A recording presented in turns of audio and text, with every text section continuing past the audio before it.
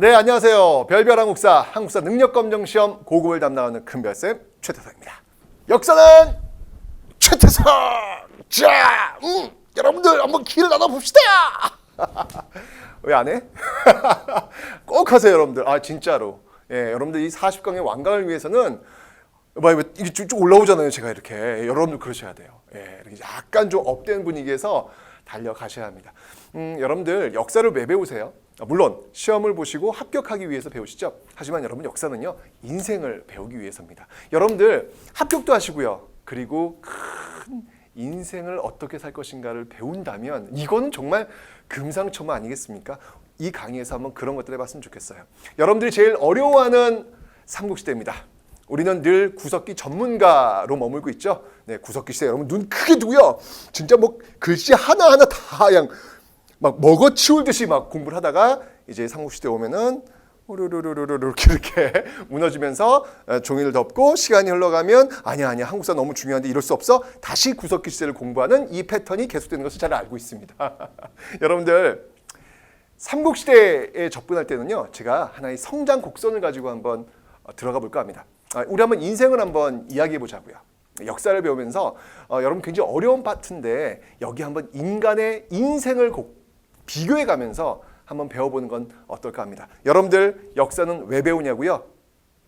어떻게 살 것인가에 대한 답을 찾기 위해서 배우는 겁니다. 그 성장 곡선으로 출발합니다.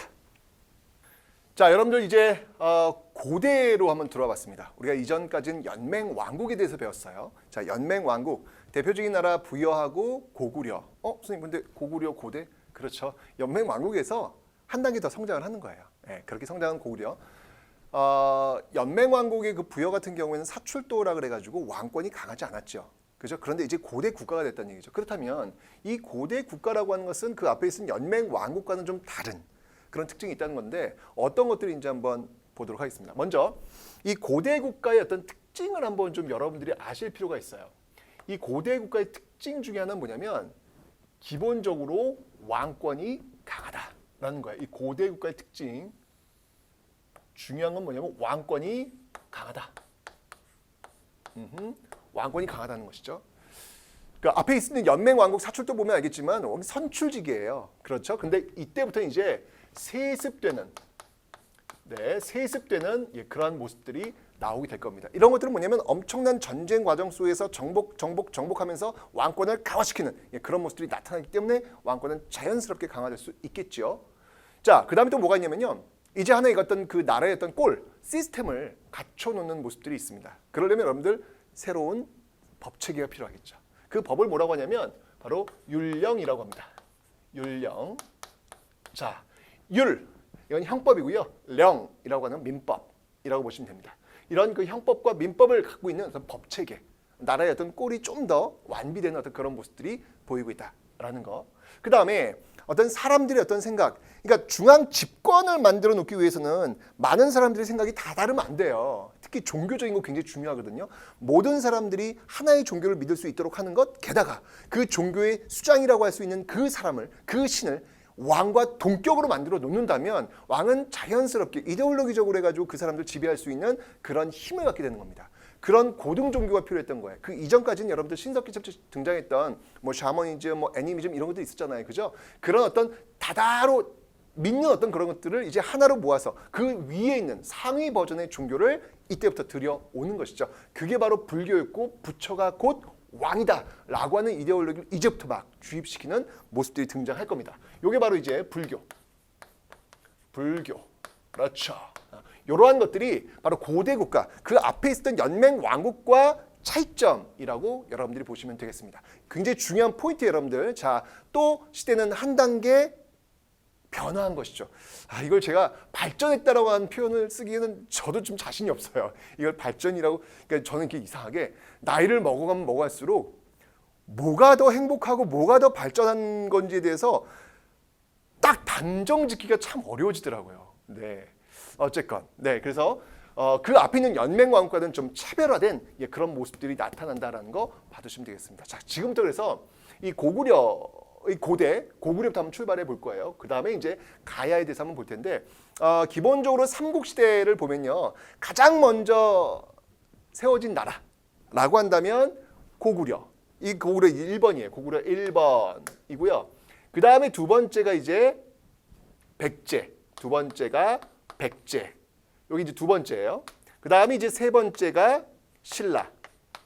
고대 국가. 고대 국가의 어떤 출발점으로 본다면 이렇게 순서대로 고구려, 백제, 신라 이렇게 나옵니다. 요거를 이제 여러분들 순서로 본다면 고구려의 어떤 고대 국가의 틀이 잡아지는 시기는요. 이렇게 봐야 되겠다. 자, 고구려의 틀이 잡아지는 시기 몇 세기냐 이걸 볼게요. 고구려는 2세기, 그리고 백제는 3세기, 그리고 신라는 4세기. 요게 이제 고대 국가의 어떤 그 고대 국가의 어떤 틀이, 이런 어떤 특징을 갖고 있는 어떤 고대 국가의 틀이 잡혀지는 순서라는 것이죠. 그러면 전성기를 맞는 순서는 어떻게 될까요? 전성기. 요게 이제 고대 국가 순서라면 전성기는 제일 먼저 전성기를 맞이한 나라는 어디였냐면요. 백제예요. 백제는 지리적으로 중국과의 어떤 관계를 특히 굉장히 유리한 위치에 있었죠. 고구려 같은 경우에는 가장 먼저 고대 국가의 틀이 만들어졌음에도 불구하고 이 중국과의 어떤 그 적대적 관계 이런 것들이 있기 때문에 빠르게 성장이 좀 어려웠던 것 같아요. 그래서 백제가 제일 먼저 전성기를 맞이하게 될 겁니다. 그래서 백제 전성기는 4세기. 그 다음 두 번째 전성기는요. 바로 이 고구려 5세기. 그리고 이제 나머지는 이제 신라 6세기. 이런 모습들을 여러분들이 보이시게 될 거예요. 그래서 2, 3, 4, 4, 5, 6 이런 순서대로 이렇게 쭉 흐름이 갈 겁니다. 자, 그런데 여러분들 중요한 건 뭐냐면 가장 신랑 보세요. 고대 국가의 틀도 가장 늦게 갖추어졌고 고대 국가의 어떤 그 꼴이 가장 늦게 갖추어졌고 전성기도 제일 늦게 만들어졌잖아요. 그죠? 이게 바로 신라야. 중요한 건 가장 늦게 출발했음에도 불구하고 결국 종국에는 통일의 주인공이 된다는 것. 저는 여러분들 이런 어떤 역사 사실 속에서 어떤 인생을 좀 배웠으면 좋겠어요. 여러분들 지금 위치는 어디에 계십니까? 맨 앞에 계십니까? 혹은 중간에 있습니까? 혹은 맨 뒤에 있습니까? 어디에 있는지 모르겠지만 여러분들의 그 위치가 최종적 위치라고 생각하지는 마세요. 역사를 보시면 알겠지만 이렇게 가장 후진적 위치에 있었던 이 신라가 종국에는 삼국 통일의 주인공이 되는 어떤 모습들, 이게 역사고 이게 인생이구나 라는 것들을 한번 여러분들이 이런 시간을 통해서 배워보셨으면 좋겠어요. 자, 여기 지금 성장곡선을 지금 한번 만들었습니다. 오호, 고구려가 이제 출발하는 모습. 이 고구려의 성장곡선입니다. 이렇게 가서 이렇게 한번 출렁했네요. 다시 올라온 듯 했는데 완전 출렁합니다. 그죠? 위기가 있었나 봐요. 그러다가 쭉 전성기를 맞이했다가 결국은 쭉 떨어지는 모습들. 여러분들은 지금 여러분들의 인생 그 성장곡선을 그린다면 어디에 계세요? 여러분들은 여기에요? 어떡해? 한번 여러분들 성장곡선 한번 그려보세요. 예. 저는 여러분들 어디 있을 것 같아요? 저는요, 저는 이렇게 봤는데 제 인생의 성장곡선을 봤는데 저는 지금 여기쯤 오고 있는 것 같아요. 네, 저는 이제 내려올 준비를 해야 될 것 같아요. 예, 잘 내려왔으면 좋겠어요. 제 나름대로 이 공간에서 여러분들과 이게 만나는 이유는 뭐냐면 잘 내려오고 싶어서입니다. 예, 조금은 마지막으로 이제 내려올 때 좀 예쁘게 내려가야 돼요, 여러분들. 안 내려가려고 아둥바둥 내다가는 결국 추한 모습을 보입니다. 그 모습을 좀 예쁘게 좀 보이는 방법이 뭐가 있을까라는 고민 속에서 저는 지금 여러분들과 지금 만나고 있거든요. 저쯤 있는 게 아닐까요? 어쨌건 여러분들 역사를 통해서 한 번쯤은 인생을 조망할 수 있는 그런 시간을 한번 가져보시기 바랍니다. 자, 고구려 출발합니다. 자, 고구려를 세운 사람이 누군가요, 여러분들? 그래도 고급인데. 네. 고구려를 세운 사람은 그렇죠. 바로 고주몽. 그 고주몽을 어느 왕이라고 불렀죠? 네. 자, 볼게요. 짜잔. 요렇게 출발. 자, 요 지점이 되겠습니다. 자, 이 지점에서 그 고구려를 세운 사람의 그 왕, 그 고주몽을 뭐라 불렀냐면 여러분들 동명성왕.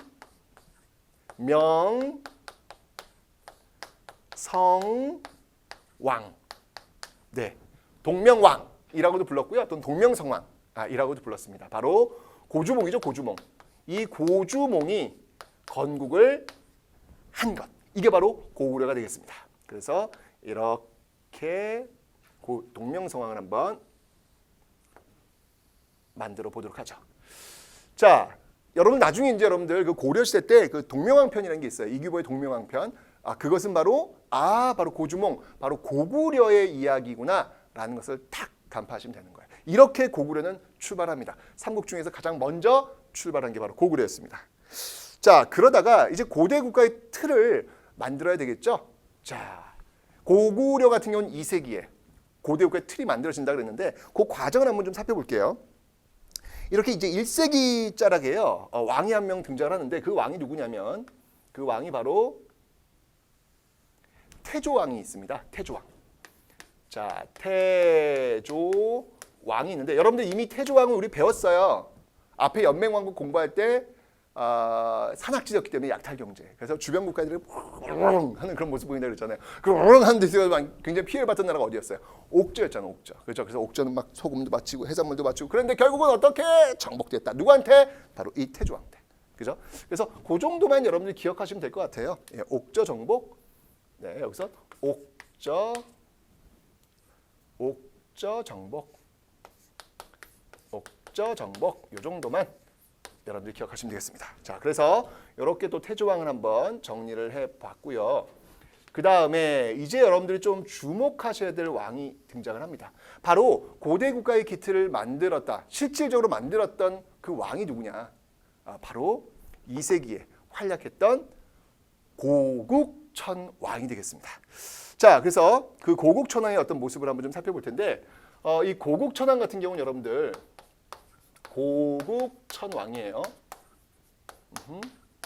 이 고국천왕 같은 경우에는 고국 뒤에 나온 이제 고국원왕하고 좀 헷갈리시면 안 돼요. 고국천왕은 굉장히 좀 밝은 좀 긍정적 어떤 그 이미지의 왕이라면 고국원왕은 고구려국에서 원통하게 죽은 왕, 뭔가 조금 이렇게 어두운 이미지. 고국천왕과 고국원왕은 이게 다릅니다, 여러분들. 고국원왕은 나중에 또 한번 설명을 드릴 거예요. 자, 이 고국천왕 같은 경우에는요, 어떤 그 고대 국가의 기틀을 만들었다라고 했는데 뭘까? 이미 제가 고대 국가의 기틀들을 지금 다 설명을 드렸습니다. 그죠? 세습 때는 어떤 모습들이 있다, 율령, 불교 이런 것들이 있다. 고국천왕 때는 어떤 모습들이 있었냐면 바로 이런 모습들이 있었어요. 바로 이때부터 부자 세습이 이루어집니다. 부자 세습. 자, 이 부자 세습이라고 하는 건 뭐예요? 아버지, 아들로서 왕위가 이어져 내려온다는 얘기죠. 그만큼 그 혈통에 대한 그 왕권에 대한 강화되는 어떤 그런 모습들이 바로 이 고국 천왕 때부터 보이기 시작했더라라는 거. 또 하나인데 여러분 뭐냐면 전국을 이 부족적 성격의 오부를 행정적 성격의 오부로 바꿔놔요. 행정적 성격의 오부로 바꿔놓습니다. 이게 무슨 말인지 설명드릴게요. 이 부족적 성격의 오부, 여러분들 이미 우린 연맹 왕국을 공부할 때 고구려는 오부족 연맹 국가다라고 배웠습니다. 그죠? 부여도 역시 마찬가지였고요. 오부족 연맹체였잖아요. 그런데 분명히 연맹 왕국의 특징은 뭐냐면 각 부족의 힘들이 막강하다는 거였어요. 함부로 왕이 이래라 저래라 할 수 있는 상은 아니라고 제가 설명드렸잖아요. 비록 하나의 고구려라고 하는 나라가 연결되어 있지만, 왕을 중심으로 연결되어 있지만 그 여러 가들이 다스리는 어떤 그 지역에 대해서는 독립적인 어떤 그런 모습들이 보인다 그랬잖아요. 이게 부족적 성격의 오부란 얘기예요. 그런데 이제 고국천왕 때가 되면 그 흩어져 있는 독립적인 자치적인 성격을 갖고 있는 그 부를 딱 왕을 중심으로 한 하나의 고구려라고 하는 틀 속에 딱 집어넣는 것이죠. 예를 들면 이거예요. 여러분들 지금 경상도가 있습니다. 자, 이 경상도가 자치를 이야기는 하고 있지만 그래도 대한민국이라고 하는 틀 안에 들어와 있는 거잖아요. 그죠? 바로 행정적 성격의 경상도 이런 의미가 되는 거예요. 그래서 행정적 성격의 오부로 재편하는 모습. 이건 뭐냐면 왕권을 지금 강화시키려는 어떤 그런 모습들이 보이고 있다. 이제 고대 국가로서의 어떤 자리를 잡으려는 그런 모습들이 지금 나타나고 있더라라는 것입니다. 자, 그리고 이 고국천왕 때 여러분들 꼭 기억하실 게 뭐냐면 제상 을파소라는 사람을 등용을 해요. 을파소. 이 을파소라는 사람을 등용을 해가지고 시행했던 제도가 하나 있습니다. 그게 뭐냐면 바로 진대법이라는 거예요. 진대법. 자, 이 진대법은 여러분 좀 기억해 놓으셔야 되는데 왜 그러냐면 나중에 고려의 흑창 그리고 의창, 조선의 또 의창과 연결되는 춘대 추납, 봄의 곡식을 빌려주고 가을에 갚도록 하는 진율제도의 출발점, 기록에 등장하는 출발점이 바로 이 진대법이라는 얘기죠. 그게 바로 이제 고국천왕 때 보여지고 있더라. 굉장히 여유가 있는 거예요. 강력한 왕권을 잡아나가는 과정 속에서 자신들의 백성들에게 자신들의 백성이 먹고 사는 문제점을 해결해 주기 위한 어떤 그런 모습들이 지금 고국천왕 때 보여지고 있다. 자, 지금 고대 국가의 기틀을 참 잘 만들고 있습니다. 그죠? 쑥쑥쑥 잘하고 있는 그런 모습들 고국천왕 때 여러분들 지금 확인하고 계신 거예요. 자, 이렇게 해서 여러분들 고국천왕 한번 또 연결을 해봤습니다. 고국천왕. 그래서 이 고국천왕이야말로 바로 그 성장기를 대표하고 있는 왕이 아닐까. 고대 국가로 가는 그 성장기를 대표하고 있는 왕이 아닐까라는 생각이 들어요. 그래서 이렇게 쭉 나가면 제일 먼저 고대 국가의 기틀을 만들었기 때문에 제일 먼저 전성기로 가면 되는데 그렇지 못해요. 왜? 제가 얘기했잖아. 이 고구려라는 나라는 그 이 옆에 있는 중국과 계속 충돌해야 되는 어떤 그런 지리적 위치가 있었기 때문에 쉽지가 않다는 얘기죠. 그래서 3세기가 되면요. 굉장히 위기를 맞이하게 됩니다. 자, 3세기 이제 여러분 누가 쳐들어오냐면요. 바로 이 위라는 나라가 쳐들어와요. 자, 여러분들 이거 어디서 들어봤지? 여러분 혹시 삼국지 아시나요? 중국의 삼국지? 중국의 근데 저희 때는 이 삼국지를 읽는 거는 거의 모든 학생들이 기본이었어요. 삼국지도 안 읽고 이야기를 한다는 건 저희 때는 거의 불가능했거든요. 근데 요즘은 삼국지를 읽지 않는 친구들이 많이 있더라고요. 삼국지 게임을 하더군요. 야, 정말 시대가 달라졌구나 라는 그런 생각이 드는데 그래도 여러분들 삼국지는 한번 시간 나시면 한번 읽어보세요. 그 삼국지 등장하는 세 나라가 어떤 나라인지 아세요? 고구려 백제신라야? 그래, 멋지다. 그 삼국이 어떤 나라냐면요. 위, 초, 오. 여러분들 왜 조조, 유비, 손관 이런 사람들 등장하는 그 나라들 있잖아요. 그죠? 거기서 얘기하는 위초고의 그 위나라가 쳐들어온 거예요. 가만히 있어봐. 그러면 중국의 삼국, 우리나라의 삼국이 연결되네요. 그렇죠. 우리나라가 삼국일 땐 중국도 삼국시대가 있었네요. 이렇게 여러분 보세요. 중국의 삼국시대, 우리의 삼국시대 연결이 됩니다. 바로 그 위나라가 쳐들어오게 되는 것이죠. 그래가지고 휘청해요. 이 고구려가. 휘청해요. 그래도 고구려가 저력이 있죠. 그죠? 이게 기본적으로 산악 지역에 있는 어떤 약탈 경제, 싸움 잘합니다. 조금 힘들더라도 버텨낼 수 있다는 얘기예요. 그래서 힘들게 3세기를 버텨내고 이제 4세기로 들어옵니다. 자, 4세기에 그 대표적인 왕이 있다면 바로 이때 미천왕이 있어요. 4세기에 미천왕이 있습니다. 자, 이 미천왕 같은 경우는 여러분들 이 미천왕 같은 경우에는요. 이름이 왜 미천왕일까요? 미천하니까. 미천하니까. 이 미천왕 출신 여러분들 소금장 출신이에요.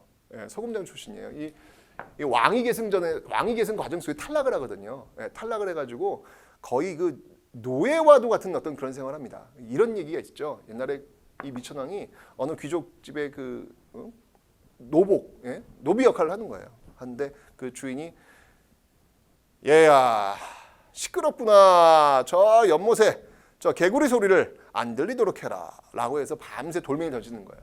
깨굴 깨굴 쉿 깨굴 깨굴 쉿 던지면서 잠도 못 자면서 얼마나 힘들었겠어요. 그죠? 결국 너무 힘들어가지고 나중에는 소금장수로 또 변신을 합니다.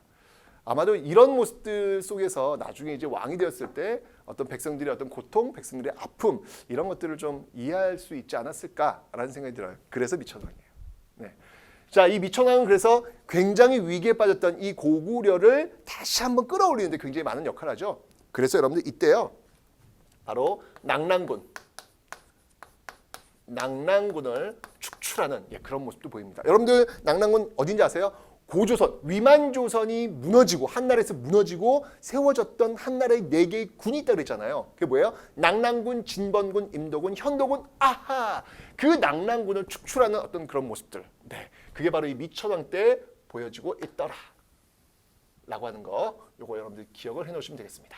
자, 이렇게 해서 미천왕 때 정말 뭔가 다시 한번 올라갈 수 있는 어떤 그런 모습들을 보일까 했는데 성장하는 게 이렇게 힘들어.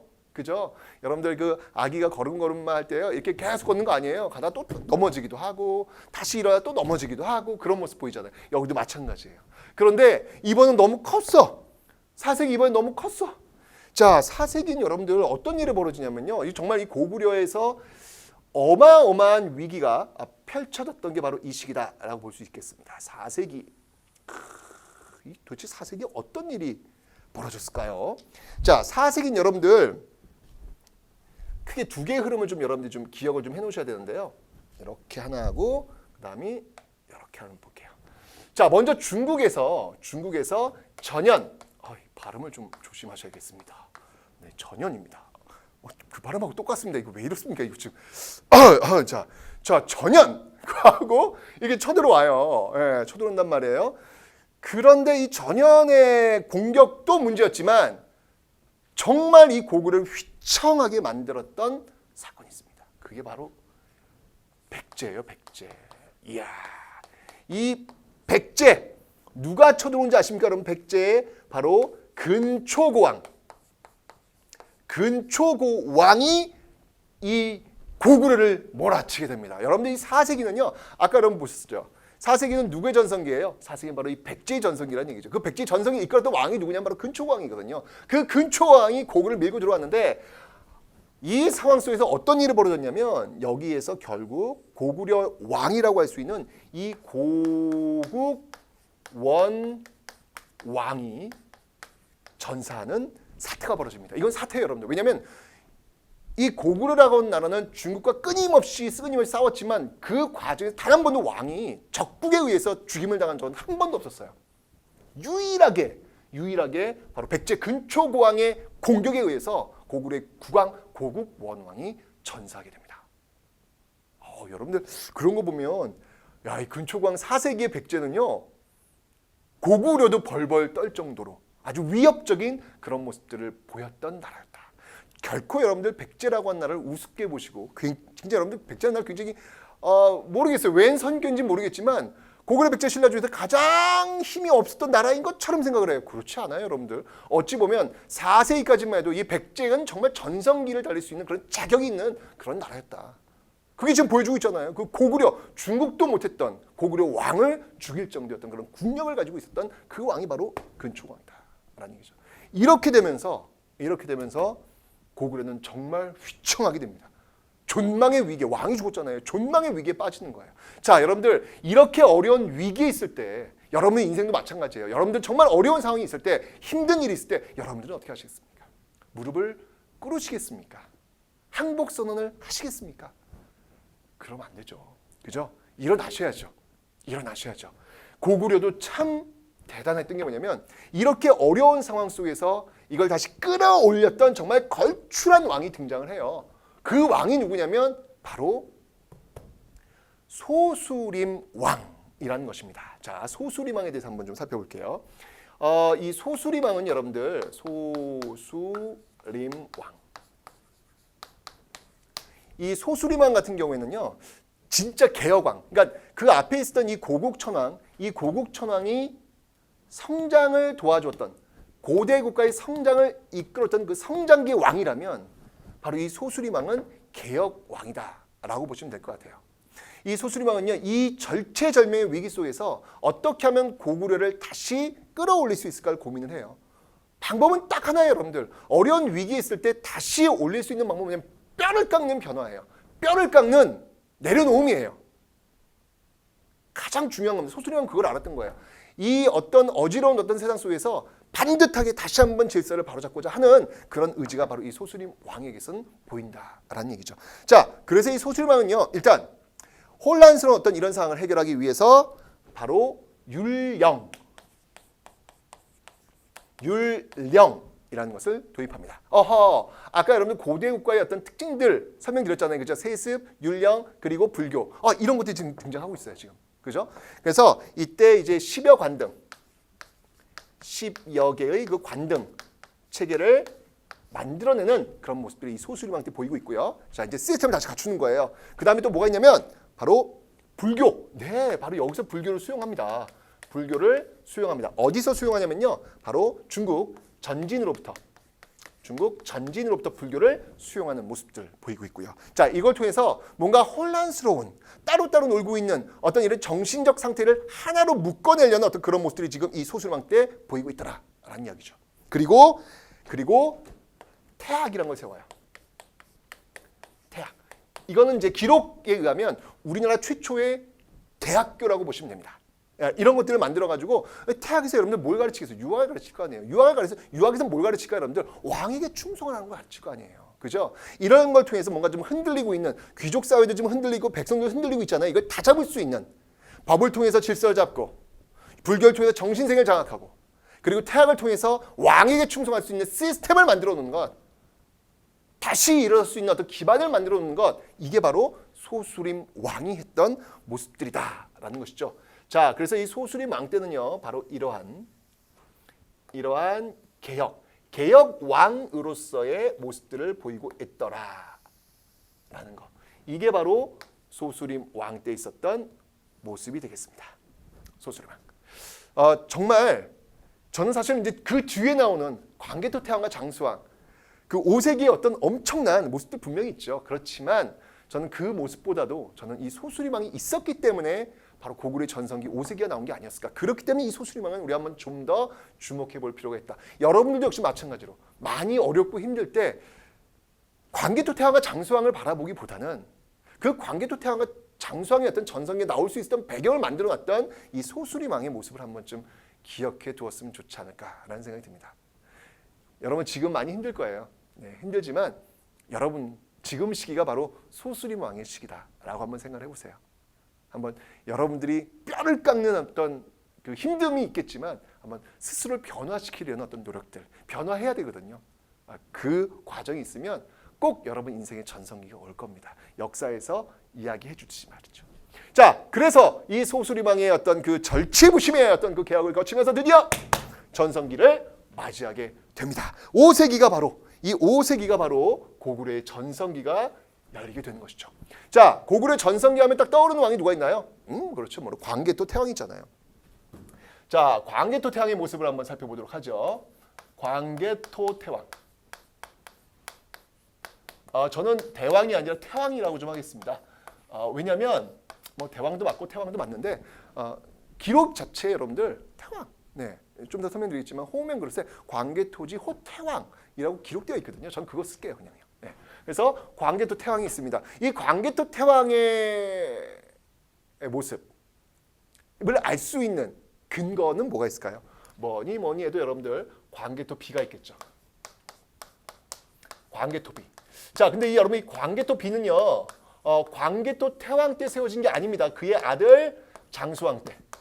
네, 그의 아들 장수왕 때 세워진 것입니다. 장수왕 때 세워진 겁니다. 꼭 기억해 주세요. 그러니까 장수왕 그의 아들이 아버지의 업적을 기리기 위해서 세웠던 비석이 바로 광개토비다라는 건데, 이 광개토비의 높이는 무려 약 한 6.7m. 우와, 아파트 한 3층 높이. 여러분 안 보이죠? 제 스튜디오에는 그 길을 받기 위해서 제가 광개토비를 이렇게 딱 탁번 떠가지고 이렇게 붙여놨습니다. 좋아. 딱 읽어보면 여러분들 천재지자, 천재의 아들. 그러니까 광개토비를 딱 보고 있으면 여러분들 뭔가 하늘을 믿는 그 하늘의 어떤 그 기운을 정말 딱 열어놓는 어떤 그런 느낌으로 광개토비 첫째 주에 시작됩니다. 그러니까 그런 거 보면 여러분들 우리 고대사는요 스케일이 커요. 하늘의 자손이야. 우리는 하늘의 자손. 하늘을 바라보면서 우리 고대사가 출발했는데 우리가 어느 순간부터 그 스케일을 잃은 것 같아. 저 하늘을 보면서 저 하늘에서 내려왔던 우리 민족의 어떤 웅원한 기상, 이런 것들을 좀 잃어가고 있는 건 아닌가라는 생각이 듭니다. 그런 의미에서 여러분들 광개토비를 다시 한번 보세요. 스케일이 다릅니다. 네, 그 광개토비를 통해서 우리가 잃어버렸던, 왠지 모르게 우리의 역사에서 쫑그라들고 있었던 어떤 그런 모습들을 다시 한번 회복시키는 그런 모습들은 한번 좀 찾아봤으면 좋겠다는 그런 생각이 들어요. 자, 이 광개토비 기억해 놓으시면 되고요. 그다음에 뭐 영토확장 쭉쭉쭉쭉, 말 그대로 여러분들 이 이름 자체가 영토확장이라는 게 드러나고 있잖아요. 그죠? 이 광개토 태왕의 과정 속에서 또 여러분 기억하실 게 뭐냐면 바로 이 신라를 구원해 줍니다. 이게 이제 굉장히 중요한 포인트가 될 거예요, 여러분들. 신라를 구원합니다. 자, 신라를 구원합니다. 어디로부터? 왜? 이 외로부터 신라를 구원해 주는 모습들이 있어요. 이게 뭐냐면 신라에 쳐들어왔어요. 누가? 외가. 그때 신라 왕이 누구였냐면 뇌물마립간이었습니다. 나중에 뇌물왕이라고 하는데 그 뇌물마립간이 도와주세요. 정말 우리나라가 이러다 망하겠습니다. 라고 했을 때 이 광개토태왕이 고구려 군대를 딱 보내게 되는 것이죠. 자, 그러면서 여러분 어떤 일이 있었냐면요. 바로 이 외를 축출시킬 뿐만 아니라 그 외가 많이 있었던 근거지까지 밀고 들어가는 거예요. 이것 때문에 여러분들 금관가야가 쇠퇴하는 모습을 보이게 될 겁니다. 여러분들 금관가야가 이제 김해잖아요. 김해. 그 김해 지역에 있는 그런 나라였는데 제가 오늘 배울 거예요. 거기에 이제 외들이 많이 왔었거든요. 왜냐면 이제 금관가야는 여러분들 예전 연맹왕 때 변환 있죠. 철, 덩이새들이 굉장히 많이 있어요. 그러니까 외 같은 경우에서는 그 철을 좀 많이 가져가야 되는 과정이기 때문에 이 금관가야 쪽에 와서 교육을 많이 하고 있는 상태. 그러니까 외인들이 많이 몰려와 있는 상태였거든요. 그런데 이 가야인들이 바로 외인들과 또 백제인과 합세해가지고 신라를 몰아친 거예요. 그때 고구려 군대가 내려와가지고 정리를 해준 거예요. 그러니까 고구려 군대가 여러분들 한반도로 한번 휘젓고 나가니까 휘청휘청한 나라들이 있는 거예요. 멋있지 않습니까, 여러분들? 철갑 기마병을 탁 끄고 말이죠. 말발굽을 앉혀서 먼지를 쫙 날리면서 그냥 쫙 쓸어버렸을 어떤 그 고구려의 어떤 그 모습들. 오색인 역시 고구려 그들의 전성기시기였습니다. 자, 이렇게 금관가야가 쇠퇴하는 어떤 그런 한반도의 지정학적인 어떤 변화까지도 정책 변화까지도 가져왔었고요. 그리고 여러분들 절대 외교는 여러분들 공짜 없어요. 신라를 이렇게 도와줬으면 그래 형님이 도와줬어. 자 갈게 이렇게 빠질 것 같아요. 고금일의 외교사에서 공짜는 존재하지 않습니다. 당연히 이렇게 신라 뇌물마립간이 SOS를 요청했으면 간섭이 들어와요. 그건 어쩔 수 없습니다. 그 내정 간섭을 보여주고 있는 근거가 뭐냐면 바로 호우명 그릇이라는 거예요. 호우명 그릇이라는 거예요. 자, 호우명 그릇은 뭐냐면 경주에는 호우총에서 발견된 그릇이에요. 그릇인데 놀랍게도 이렇게 이제 밥그릇 같은 건데 그 밥그릇 그 밑에 보면요. 놀랍게도 경주 호우총에서 발견된 그릇인데 그 밥그릇 밑바닥에 뭐가 써 있냐면 광개토지 호태왕, 광개토태왕의 이름이 있는 거예요. 무덤의 부장품이라고 하는 것은 그 시대 가장 귀한 것들을 묻는 겁니다. 그런데 그 신라 누군가의 무덤에 광개토태왕의 이름이 적혀있는 그릇이 들어가 있다는 얘기는 그만큼 고구려의 영향력이 굉장했다라는 것을 보여주고 있는 근거가 되는 것이죠. 그죠? 자, 바로 이런 것들을 통해서 바로 광개토태왕이 이 한반도의 질서를 좌지우지하는 그런 힘을 가지고 있음을 여러분들이 기억하시면 되겠습니다. 자, 이렇게 해서 광개토태왕의 그 엄청난 시대를 한번 살펴봤습니다. 그런데요, 전 정말 궁금한 게 있어요. 뭐냐면 이렇게 잘 나갔던 광개토태왕과 만약 백제의 그 근초고왕이 동시대에 살았더라면 어떤 일이 벌어졌을까? 이 근초고왕과 이 광개토태왕이 만나면 어떤 일이 벌어졌을까? 누가? 그러니까 완전 이게 좀 제가 이렇게 생각하는 어떤 그 좀 싸구려진 어떤 그런 생각인데 둘이 싸우면 누가 이겼을까? 이런 거 있잖아요. 너무 궁금한 거예요. 아쉽게도 여러분 근초고왕이 죽기 그 전해에 광개토태왕이 태어나요. 그러니까 둘이 만나질 못해요. 만나질 못합니다. 근데 글쎄요, 뭐 근초고왕 백제 같은 경우에는 수군이 굉장히 강했다 그러고 이 광개토태왕 같은 경우에는 뭐 기마병 육군이 굉장히 강했다 그러고 그죠? 자, 이 두 부대의 지략과 전설. 만약에 광개토태왕과 이 장수왕이 동시대를 살았다면 우리나라의 삼국 시대도 더 풍부한 스토리가 분명히 있었겠다. 중국의 삼국지뿐만 아니라 우리나라의 삼국지도 역시 만만치 않았을 것이다. 광개토태왕의 책사, 근초고왕의 책사, 막 책사 이렇게 모여가지고 막 그냥 몇 수를 앞에 두면서 막 하고 있는 어떤 그런 모습들이 나오지 않았을까라는 역사의 상상력을 한번 해봅니다. 여러분 혹시 이 중에서 작가를 꿈꾸시나요? 바로 이런 게 바로 하나의 작가의 상상력을 한번 요구할 수 있는 그런 부분이 되는 거예요. 네, 근초고왕과 광개토태왕 아쉽게도 살짝 태어나자마자, 그러니까 광개토태왕이 태어나자마자 이 근초고왕이 결국 딱 죽게 되면서 둘이 좋을 일 못해요. 아쉽습니다. 자, 어쨌건 광개토태왕 소수리망의 어떤 개혁 속에서 이런 전성기를 쭉쭉 이어나가고 있더라. 그 뒤를 이어서 그 뒤를 이어서 이제 그의 아들 장수왕이 등장을 합니다. 자, 이 장수왕 같은 경우에는 또 어떤 모습이 있을까요? 장수왕. 이름이 왜 장수왕일까? 네, 아주 오래 사셨어요. 아주 오래 사셔가지고 장수왕이 되는 겁니다. 90세를 넘기셨죠. 이 시대 여러분들 90세를 넘긴다고 하는 건 이거는 이거 대단한 겁니다. 이거는요. 그죠? 자, 그렇게 오래 사신 이 장수왕 수건 사업이 있었어요. 뭐냐면 어쨌건 고구려의 왕, 자신의 선대의 할아버지 고국 원왕이 백제왕, 근초고왕에 의해서 죽임을 당했다. 이거 복수해야 됩니다. 고대사에서 이런 것들은요 반드시 복수를 해야 되는 거거든요. 그 복수의 칼날을 쓱쓱쓱 갈고 있었죠, 이 장수왕이. 자, 이 장수왕 때 보여지는 어떤 그 모습을 보면요, 일단 이 장수왕은요 균형 외교라는 것을 일단 펼쳐 놓습니다. 균형 외교. 바로 남북쪽. 당시 그 중국 상황이 이 남북쪽 상황으로 이제 나뉘어져 있는 상황이었거든요. 이 나뉘어져 있을 때 이게 어느 쪽에 줄을 대야 되는지가 굉장히 외교적으로 고민되는 지점이에요. 그런데 장수왕 같은 경우는 여러분들 균형 외교. 남주에도 사신을 보내고 북주에도 사신을 보내고. 정말 여러분들 장수왕 때 이렇게 보시면 알겠지만 이거 너무 심한 거 아니야? 라고 할 정도로 사신들을 정말 많이 보내요. 외교적인 어떤 행위를 정말 많이 해요. 근데 중요한 건 뭐냐면 그게 비굴한 모습이 아니라는 거예요.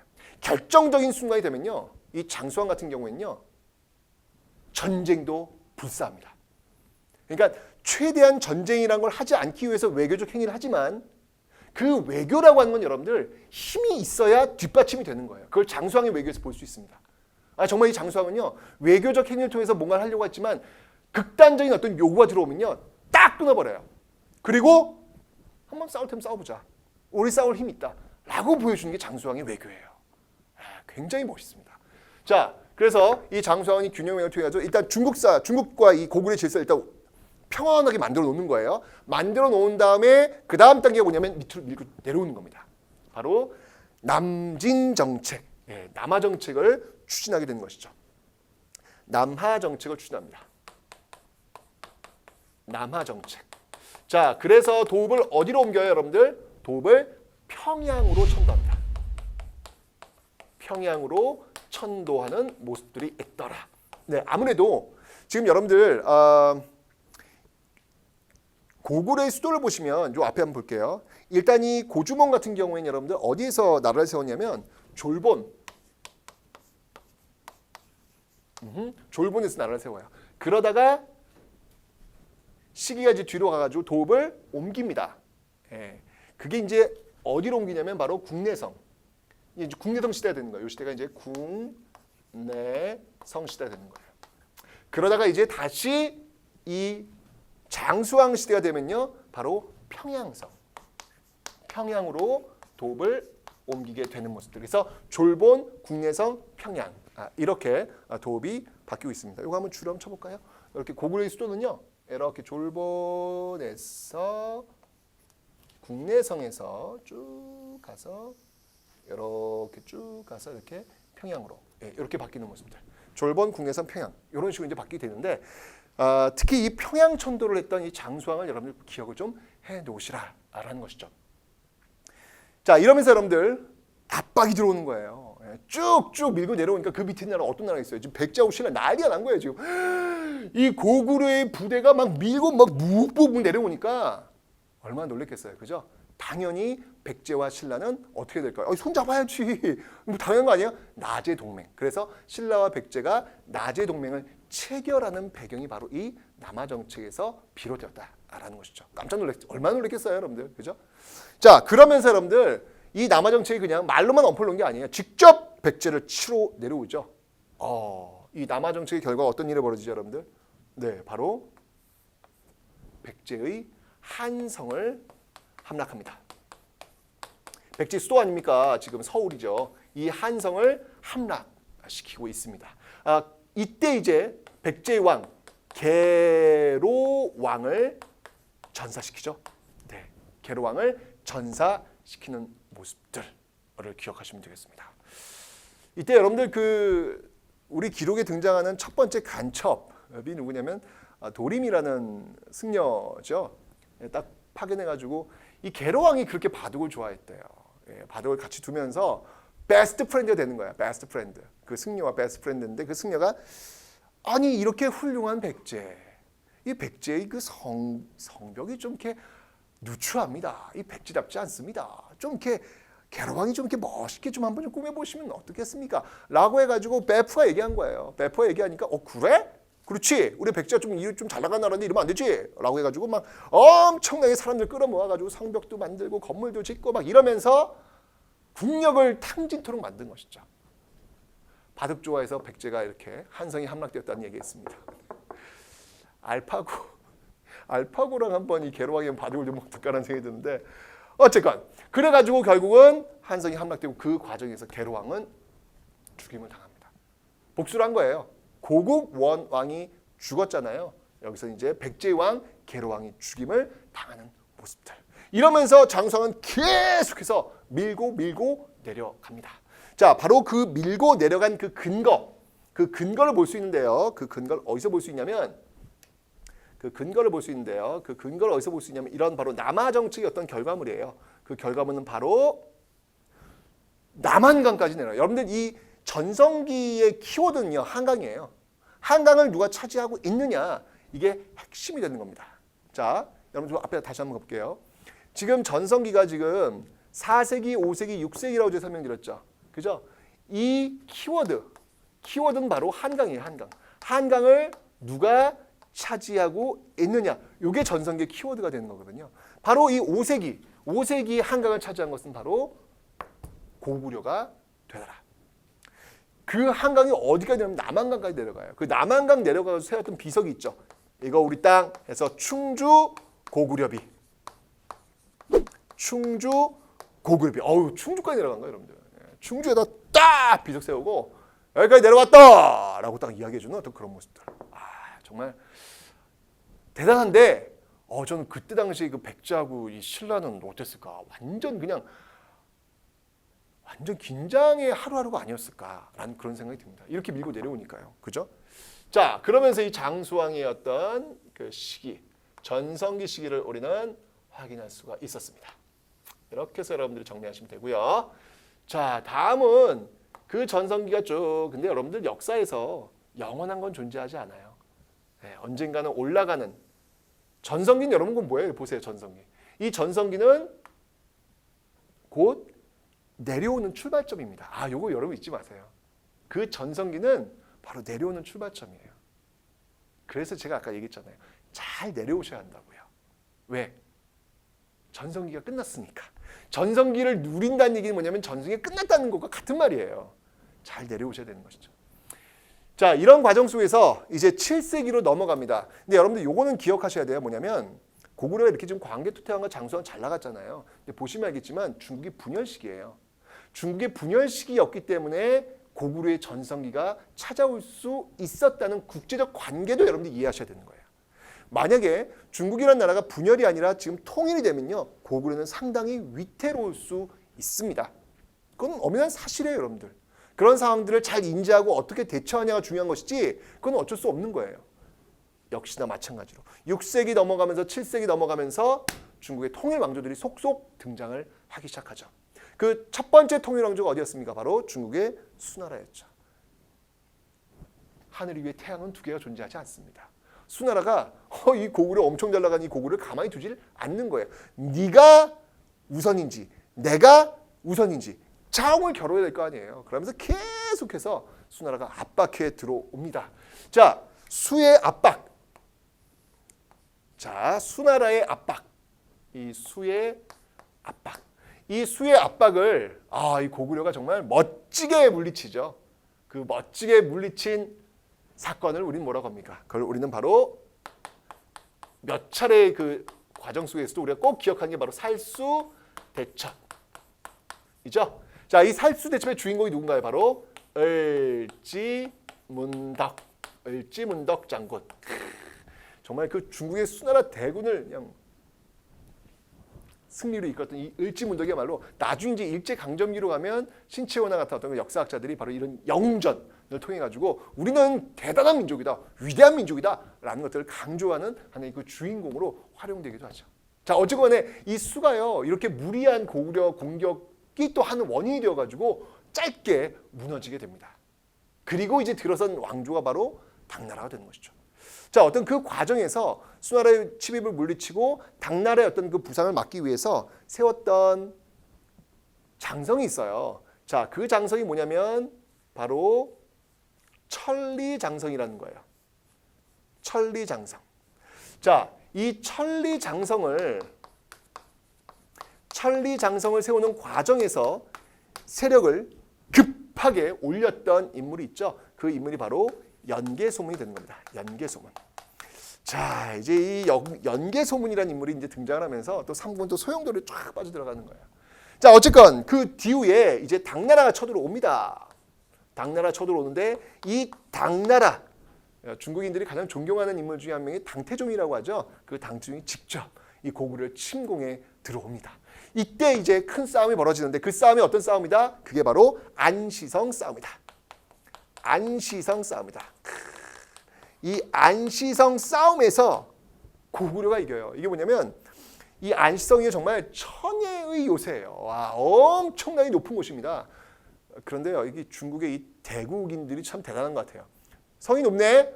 그러면 방법은 뭐가 있을까? 그렇지. 저 성보다 더 높은 산을 쌓는 거야. 산을 쌓는다고 생각을 해요. 그 산을 인공산을 만드는 거예요. 인원 많으니까 막 몇십만 등 동원해가지고 막 쭉 산을 쌓아 올렸는데 이게 흑산이다 보니까 여러분들 비가 오면 이 토대가 탄탄하게 올라가지 않아 급하게 쌓아 올린 거잖아요. 그러다 보니까 이게 우르르 무너지게 된 거예요. 우르르 무너져서 우르르 무너지면서 이게 고구려 성과 맞닿아 버린 거죠.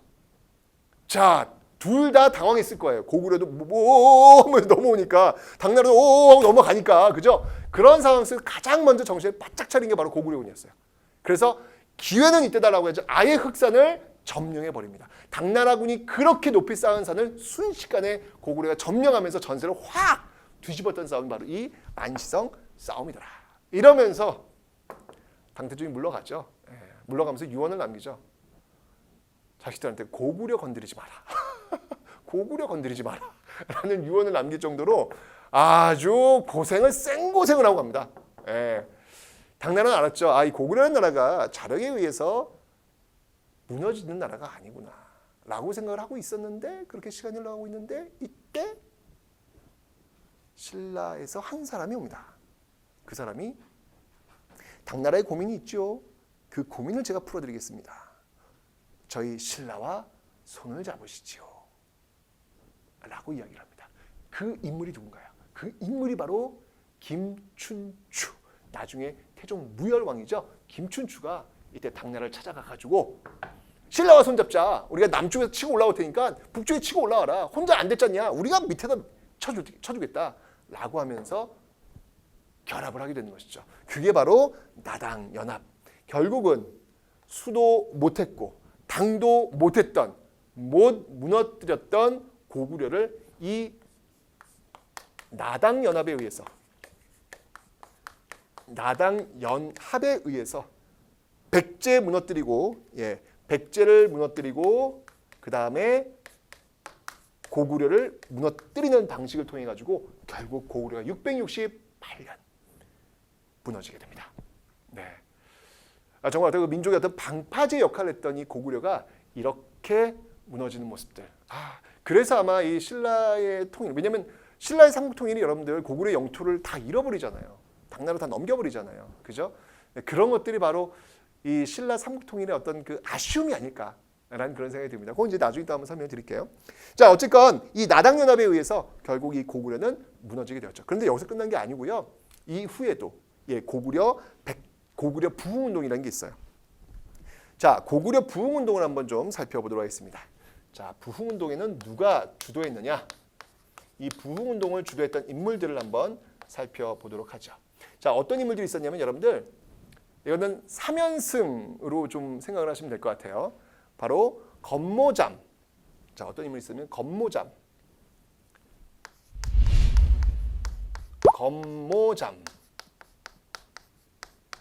그 다음에 고현무. 사실은 이게 고씨잖아요. 그죠? 고씨가 등장하기 때문에 고구려구나 라는 걸 알 수 있을 것이고요. 그 다음이 안승.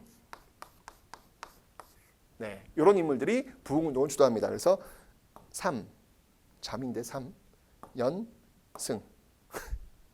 그냥 한번 웃자고요. 네, 그래서 이런 부흥운동을 전개하면서 어쨌건 간에 다시 잃어버렸던 나라를 되찾은 노력들. 이제 이런 노력이 있었기 때문에 여러분들 나중에 바로 이 고구려를 계승한 발해라는 나라가 다시 그 고구려의 영토에 들어오게 되는 그런 또 배경이 된 것이죠.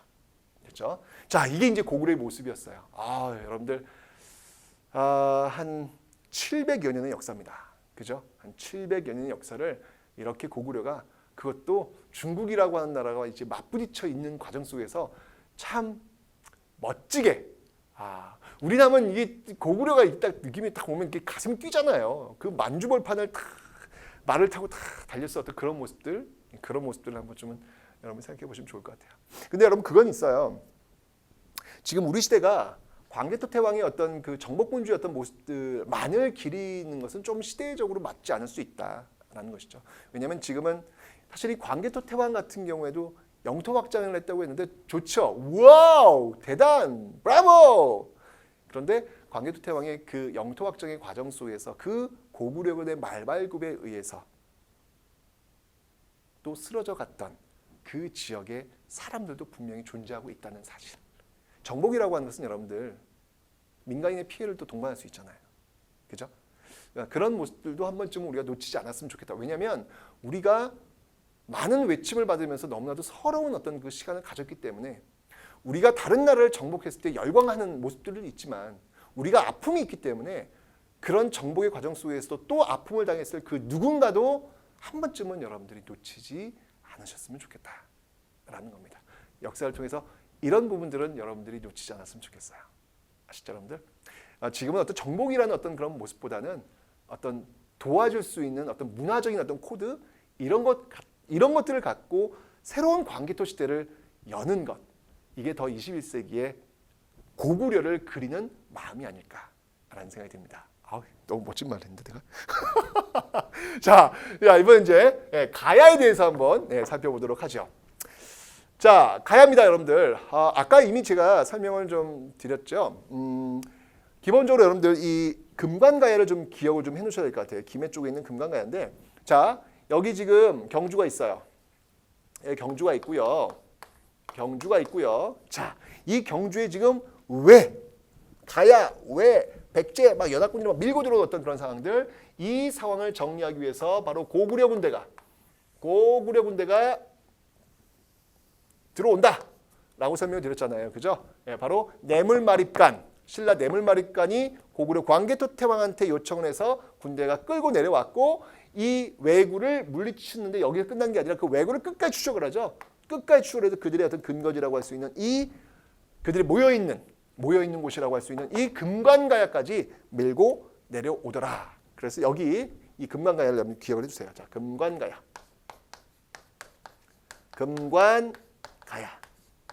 김해입니다. 김해. 이런 나라인데요. 이 금관가야는 여러분들, 이 금관가야라고 하는 나라는 대략 한 3세기, 한 3세기 어떤 그 전기가야 연맹을 이끌었던 중심 국가예요. 여러분들 여기서 이제 포인트가 뭐냐면 연맹이라고 하는 거예요. 가야는 여러분들 고대 국가로 가지는 않아요. 그러니까 우리가 지금 배웠지만 구석기 무리사회, 신석기 시족 또는 확대된 부족사회, 그리고 청동기 군장국가, 그리고 철기 연맹왕국, 그 다음에 고대국가 배우고 있잖아요. 그죠? 그런데 이 가야 같은 경우에는 고대 국가로 가지는 못하고요. 연맹왕국, 여러 부족들, 여러 나라들이 연맹을 하고 있는 그런 형태였는데 그 중에서 중심적인 국가가 바로 이 금관가야다. 전기가야 연맹을 이끌고 있었던 나라가 바로 금관가야였다라고 하는 것을 여러분들 기억을 좀 해놓으시라는 거예요. 그런데 이 금관가야가 이제 이렇게 쇠퇴하잖아요. 광개토 태왕의 어떤 그 고구려 군대의 어떤 공격에 맞아가지고 쇠퇴하면서 이게 세력이 올라가요. 세력이 올라갑니다. 자, 올라가는데 여기가 어디냐면 바로 대가야. 이 대가야로 그 세력이 올라갈 거예요. 자, 그래서 이렇게 대가야 기억해 놓으시고요. 그리고 금관가야. 금관가야를 이렇게 여러분 기억을 좀 해놓으셔야 되겠습니다. 금관가야에서 대가야로 세력이 재편되는데 이 금관가야는 여러분들 언제 무너지게 되냐면요. 언제 무너지냐면 바로 6세기. 6세기 바로 버풍왕. 예, 버풍왕에 의해서 버풍왕 때 무너지게 됩니다. 여러분 오해하지 마세요. 광개토 태왕의 고구려 군대에 의해서 금관가야가 쇠퇴한 거지 무너진 건 아니에요, 여러분들. 힘이 빠졌다는 얘기예요. 그래서 그 힘을 대가야 쪽에서 이어받았다는 이야기죠, 여러분들. 그 금관가야가 언제 망했냐면 바로 신라 6세기 버풍왕, 이제 배울 거예요, 신라 가면요. 이 버풍왕 때 망했다라고 하는 것을 여러분들 기억을 좀 해놓으시라는 얘기예요. 아시죠, 여러분들? 자, 그러면서 쭉 올라간 게 대가야인데요. 이 대가야 같은 경우에는 여러분들 바로 5세기, 네, 5세기 후기 가야연맹,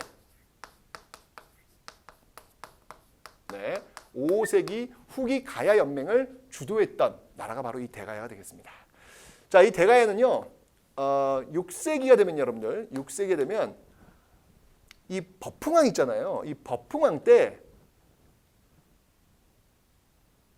이 신라랑 결혼 동맹을 맺습니다. 결혼 동맹을 맺고 그리고 이제 이 금관가야가 무너지게 되는 것이죠. 신라라는 나라가 참 무서운 거예요. 하나씩 벽돌 깨기. 여기랑 손잡고 요거 깨고 그 다음에는 손잡았던 또 깨고 이런 모습들. 결국 6세기 어느 왕 때? 진흥왕 때.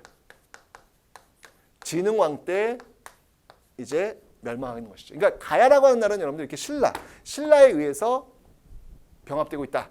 라고 하는 거 여러분 요거 좀 기억해 두시면 되겠습니다. 그죠? 네, 그래서 6세기 진흥왕 때 무너졌고 여기는 금관가야는 버풍왕 때 무너졌다라고 하는 거 봐두시면 되겠습니다. 특히 이제 여러분들 여기서 지금 제가 아까 여기 이제 외인 세력들이 많이 들어와 있다라고 설명을 드렸잖아요. 그죠? 이런 것들을 갖고 일본인들은 뭐라고 이제 주장을 하냐면 여기에서 바로 하나의 임나일본부의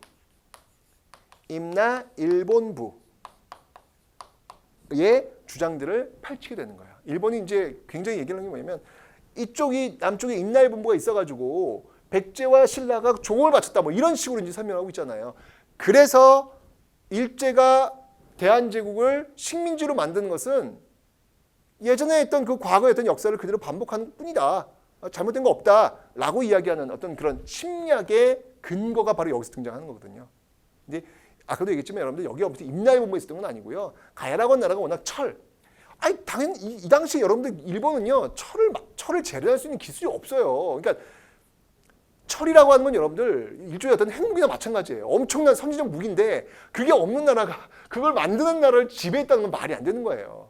그런 철 같은 것들을 많이 좀 가져가려고 많이 들어와 있는 상황이었고 그리고 도와달라고 하니까 자신들의 어떤 무력을 빌려준 것이죠. 근데 그걸 과대 해석해가지고 여기 임나일본부가 있어가지고 백제와 신라가 조공을 바쳤다 이렇게 얘기하는 것은 억측이다. 그리고 이제 고고학적으로도 이 지역에 발굴조사 들어갔는데 임나일본부 그 정도였으면 흔적이 나와야 되는데 흔적도 없어요. 네. 지금은 이제 일본 학계에서도 임나일본부는 다 철수를 했는데 여전히 교과서 같은 경우는 아직도 이제 이런 것들 실고 있어가지고 어떤 그 양국의 어떤 그 분쟁, 역사적 분쟁이 지금 되고 있다라는 거 기억하시면 되겠습니다. 됐죠? 자, 이렇게 해서 이제 고구려 가야 살펴봤고요. 자, 그러면 제일 중요한 포인트는 무엇이 있는지 한번 앞에서 쭉 한번 살펴보도록 하겠습니다. 자, 어이구, 고구려. 자, 고구려는 이제 이 고국천왕 때 바로 성장기 이 모습들을 갖추고 있고요. 쭉 힘들지만 오다가 이제 바로 이 소수리왕 때, 사실은 이 소수리왕 때 율령, 그다음이 불교, 그다음이 태학 너무 중요하죠. 어떤 개혁 군주로서의 모습들, 그런 개혁이 있었기에 전성기가 왔던 것이죠. 그래서 광개토 태왕 때 바로 이 신라를 구원하면서 가졌던 이 한반도 남부 지역의 어떤 지형 변화, 정적 지형의 변화라고 하는 거 기억해 놓으시면 되고요. 장수왕 때는 여러분들 바로 이 남하 정책, 평양을 천도했다는 것, 그러면서 이 한성을 함락시켰다는 것, 한성을 함락시켰다는 것. 그래서 이제 백제가 도읍을 부랴부랴 어디로 옮긴 거예요? 옹진, 공주로 이제 가게 된 것이죠. 그런 근거가 바로 이 충주 고구려 비에서 읽힐 수 있다는 사실 기억하시면 되겠습니다. 그러면서 결국 나당 연합에 의해서 결국 이제 무너지게 되는 그런 모습들. 자, 가야 같은 경우에는 여러분들, 가야 같은 경우에는 아까도 이야기했지만 이 고구려의 어떤 그 공격에 의해서 지형이 흔들리는 이런 모습들 정도만 여러분들이 기억하시면 되겠습니다. 됐죠? 자, 이렇게 해서 여러분들 고구려와 가야 살펴봤습니다. 인생의 성장 곡선을 통해서 살펴보시면 참 보여지는 게 많이 있습니다. 다음 시간은 이제 백제와 신라. 결국 삼국통일의 주인공 신라네요. 과연 신라는 어떤 과정을 거쳐가지고 결국 삼국통일의 주인공이 되었을지 그 이야기를 한번 들어보도록 하겠습니다.